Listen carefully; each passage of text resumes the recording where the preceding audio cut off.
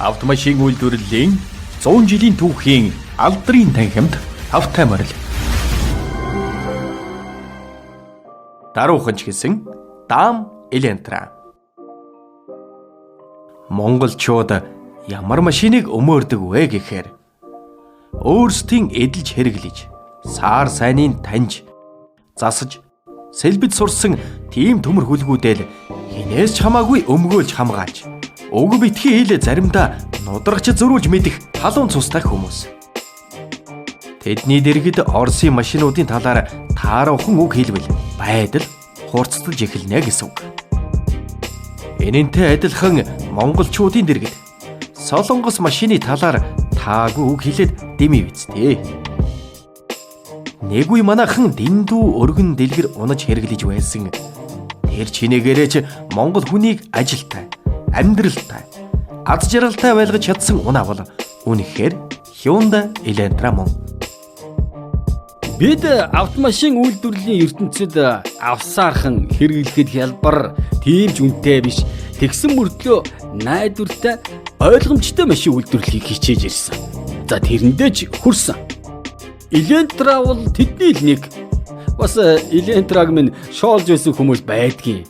Гэвч Elantra-г минь шоолж байсан хүмүүсээс илүү хүндэтгэж байсан хүмүүс нь олон юм. Яагаад гэвэл манай энэ машин нийгмийн дундаж гаралтай хүмүүсийн унаа. Хамтран зүтгэгч, итгэж болох найз нөхөр нь болж чадаж байсан унаа юм а.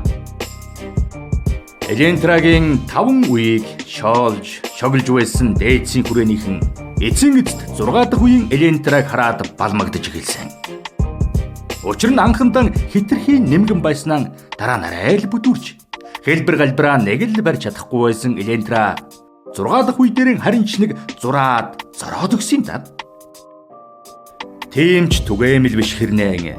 Яг зохимжтой газраан онож гаргасан ховл, догшин шир өндөр, илүү өргөн салхины хаалт, хинж гарсан амархан толгоос сэгсэрч болмооргүй гадаад төрх загвар энэ машиныг бусдаас нэг их дутхааргүй болгож орхилоо. 6 дугаар үеийн Elantra-гийн кабины хойд хэсэг ялгүй жаахан жижигдсэн юм шиг болжээ. 1 м 86 см өндөр нуруутай хүн орж суухад нилээдгүй бөхийж бас суусан хойно толгойн таазан тулж байна. Энэ нь тийм ч том биш хэрнээ. Бас жижиг дутагдал биш юм. Гэвч тэрэнд сайн сайхан зүйл зөндөө бий. Тухайлбал Elantra 6-гийн урд салонд хар шуурга дэгдэж, урдын улиг болсон олон зүйлсийг ор мөргүй хийсгсэн байна. Кабин доторх салоны бусад хэсгүүдийг сайтар ажиглах юм бол алдар цуут Volkswagen-ыг арай гүйцэхгүй ч гэсэн салоны засал нь герман хэв маягтай. Байх ёстой стандартыг чанд баримталсан байгаа нь бүр овооштой гэмээр байлаа.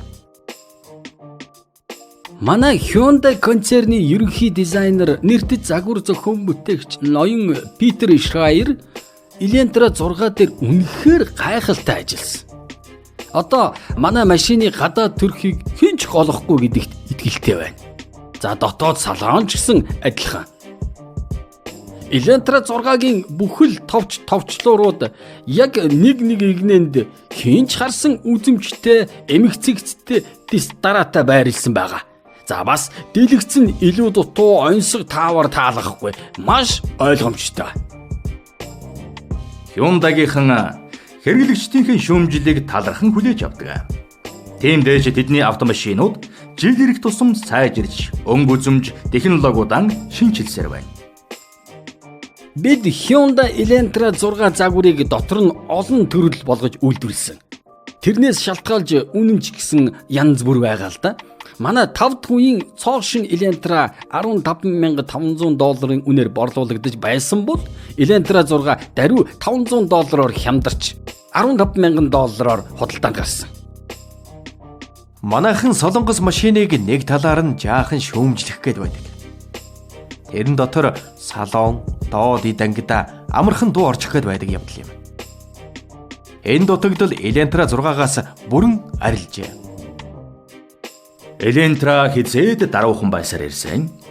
Тэр Аз Европын бусад компаниудын автомашинууд шиг хэн нь хурдан ба, хэн нь бат бөхөв, хэн нь илүү тав тухтай байна, хэн нь хүчтэй гэсэн мөнхийн тэмцэл уралдаан тэмцээн талцалд хизээж оролцож байгаагүй. Галын шугамны гадаа үүргэн сайтар биелүүлээд чимээгүй явж байсан машин.